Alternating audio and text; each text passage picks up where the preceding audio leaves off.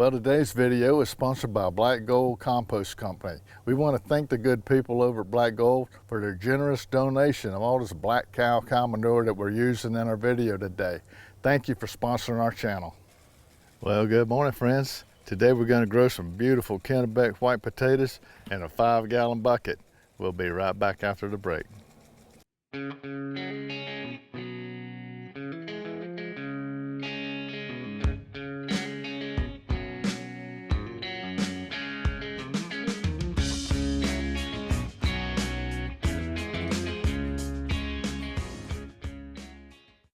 Well, welcome back. Today's a big day because we're going to finally get to put some Kennebec white potatoes in some beautiful little 5-gallon buckets. I know y'all have all seen me do the 5-gallon bucket potato series before, but thought you might want to do another one on the Kennebec whites. I'm going to start out with a 5-gallon bucket. I'm going to drill some holes in the bottom of it. I usually put in 5 or 6 holes, evenly spaced as good as I can, 3/4 inch diameter, and I drill right straight through the bottom to promote good drainage, because you definitely don't want your taters to sit soggy. So get yourself some good holes in there, and make sure it's a food grade bucket, plastic bucket. Everybody likes a 5-gallon bucket. So anyway, we got that. I got my seed potatoes. As you can see, they've got some beautiful chits on them, and they're ready to go into the bucket and get started. So these things are going to take me about 85 to 110 days before I can harvest these. So the sooner I get them in the ground, the better. And when you plant these potatoes, you want to put them in full sun. You try to get them as much morning full sun as you can, 9 hours at least of full sun. Then if you get partial shade in the afternoon, that's okay, because that afternoon shade's really actually kind of damaging anyway. So if you can get 9 or 10 hours morning and midday sun and then partial shade in the afternoon, you got it made, baby. So anyway, we got the seed potatoes ready. I got enough to do at least 4 of these buckets, and we'll head over to the 5-gallon bucket grow table, and we'll get them started. Now, how I'm going to do this is I'm going to mix up some container mix like I always do. You've seen me make our container mix many times. It's 3 equal parts. I got a video on our channel. You can check it out on how to make your homemade container mix, and Nancy will put a link up to that video for you. But all it is 3 equal parts: 1 part of peat, 1 part black cow manure, and 1 part potting mix. 3 equal parts. I'll blend those together real good. And for these potatoes, I'm going to put a big heavy dose of bone meal to promote that phosphorus, mix that in real good, and also some blood meal to give it nice, a lot of nitrogen, so I can push a lot of foliage growth, which feeds the whole plant. So we want to get that in there as well. Now, the way I do this is I'm going to put about 4 to 5 inches of soil in the bottom of this container, which will bring it up to about right here. Then I'll put my seed potatoes in on top of that, and then I'll fill it up to about 10 more inches of soil on top of the seed potatoes. Then I'll let that, water that in and let those grow out until they flush out. And once they flush out on the top, that is the green point. So once they hit the green point where they've broke the surface, you'll get potatoes from here all the way down. You won't get any above the green point. But after these potatoes get up, the plants get up about 6-10 inches above the rim of this bucket, we'll come back in and cover it with some soil to cover up those root systems, and put a little layer of mulch on top of that to protect it from the ultraviolet light. And these things will grow fine from then on, all the way through the summer. Watering is different in every area. It depends on what zone you live in and the weather conditions for your zone at that particular time of the year. For me, generically speaking, I'm going to water these probably at least 2 times a week. And what I do is I'll water the top and let it soak down. I like to do it in the morning, get about 1 or 2 inches of water on it, let it soak all the way down through the pot so I can do it in the morning. It has all day to dry out and evaporate so it doesn't sit wet overnight. That causes root rot on your taters. So let it have all day to dry out. Come back and check it the next day. I stick my hands down in here to see if it's moist, because all you want to do is keep the soil moist, not saturated. Sometimes I even pull the bucket over and stick my finger up in one of these holes and I check that. If it's good and wet down in there, I don't really need to add any more water. I'm just going to cause root rot.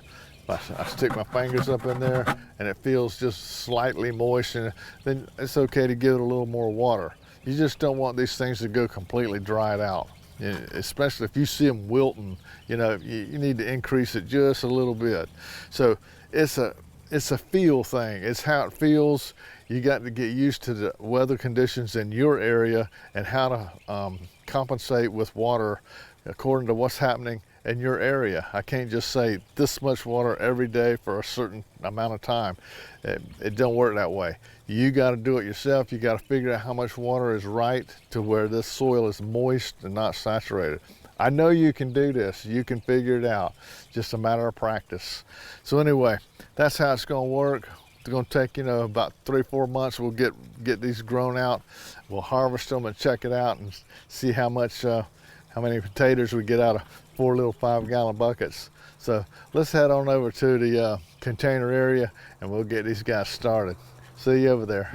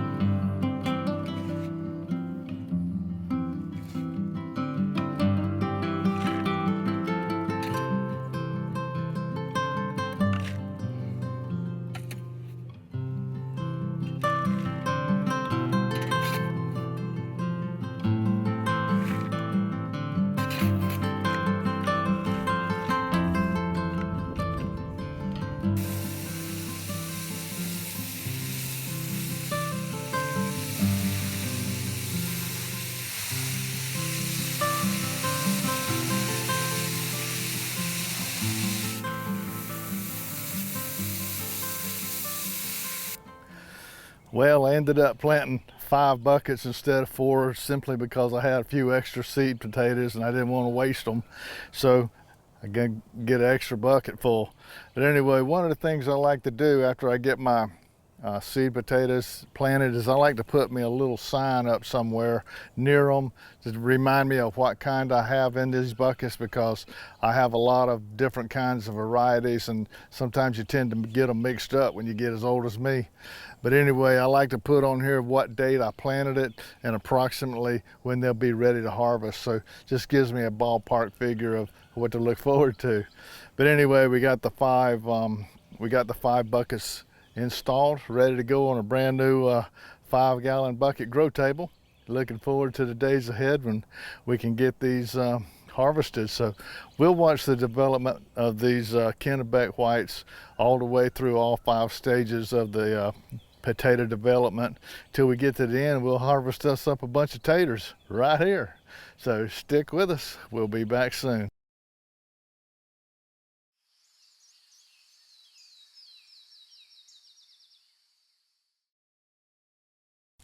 Well, our Kennebec whites were planted on March the 18th. Today's April the 10th. So it's only been about, what, 3 weeks? Only about 3 weeks since we planted these. And as you can see, they've hit the green point and they're starting to get above the rim of the bucket. It's really pretty. So what we'll be doing is adding a little bit of soil in here. Probably about the next week, I'll add a little bit of soil and a little bit of mulch on the top, and we'll let this thing continue to grow. So we are definitely past stage 1, entering into stage 2. So stick with us. We'll be back shortly.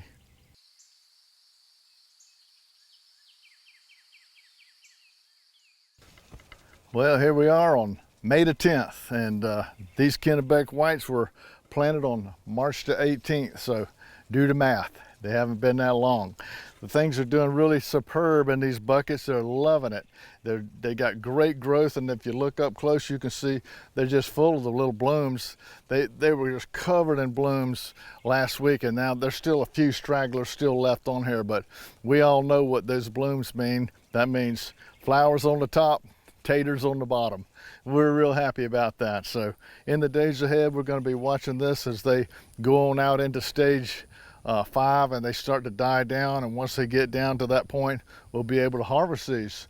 So we'll be back here in the days ahead, and we'll watch these as they get ready to harvest, because harvesting is the funnest part. So we'll be back soon.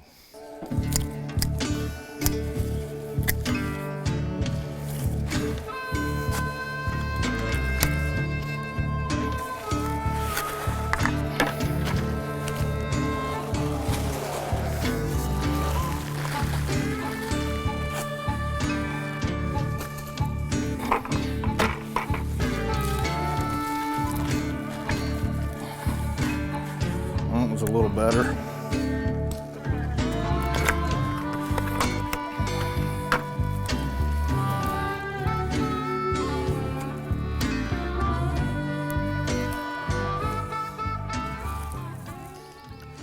All these little tiny ones like this, be sure to save those, because you can put them in some butter and fry them up in the frying pan and mix those in with some fried eggs, and buddy, that's some good eating for breakfast.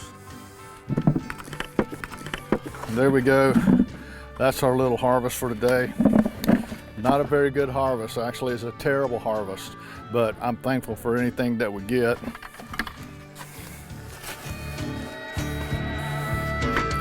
Well, there we go. We only got about 5-6 pounds of potatoes, which is really nothing to brag about. It's just the way it goes sometimes. But be thankful for what we get, and what you do is you keep on trying. So never give up. So we'll keep working on our potatoes. Maybe we'll have a lot better spring next year and we'll do better. So that's the way to look at it. Don't worry about it and look at it as a defeat. Just look at it as just one of them things. It is what it is.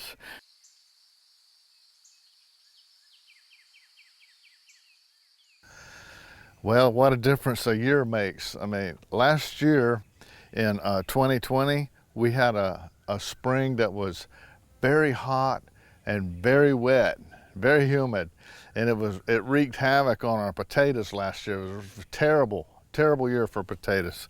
This year, the spring was just the opposite.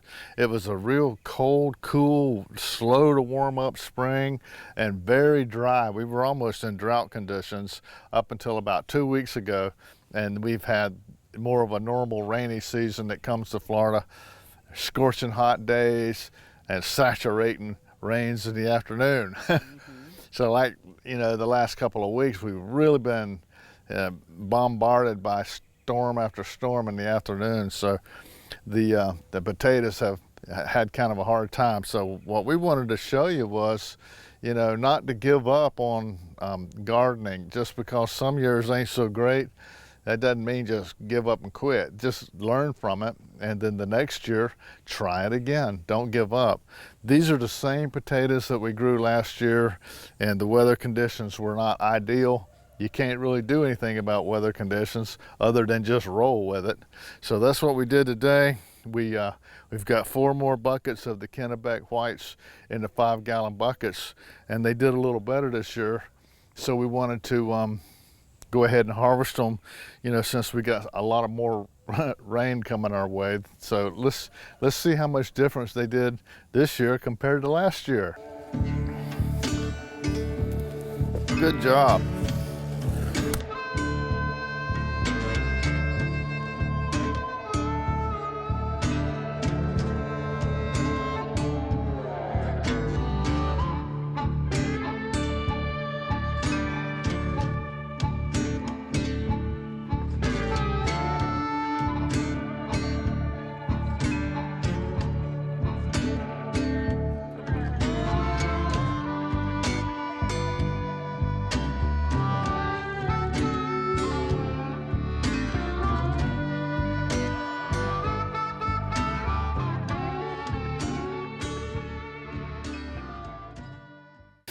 Well, there we go. We got a little bit of Kennebec Whites out of these 4 little buckets, and that'll give us enough for some good old tater salad, won't it? Several meals. I mean, we only eat 2 or 3 of these at a time. But anyway, that's pretty good for, considering what it is. So anyway, I hope that maybe you learned one of those little lessons that you learn in the garden is not to give up. Just because the weather beats you one year don't mean it's going to beat you the next year. And keep trying. I'm going to keep going with these next year, and I hope that I will be able to have a good season and get even more than that. So you just keep trying. Don't give up. So until me and Nancy see you next time, I hope that our video brought a little smile to your face and some joy to your heart. Till we see you next time, always remember, by His hands we are fed. Give us, Lord, our daily bread. Amen. Have a blessed day.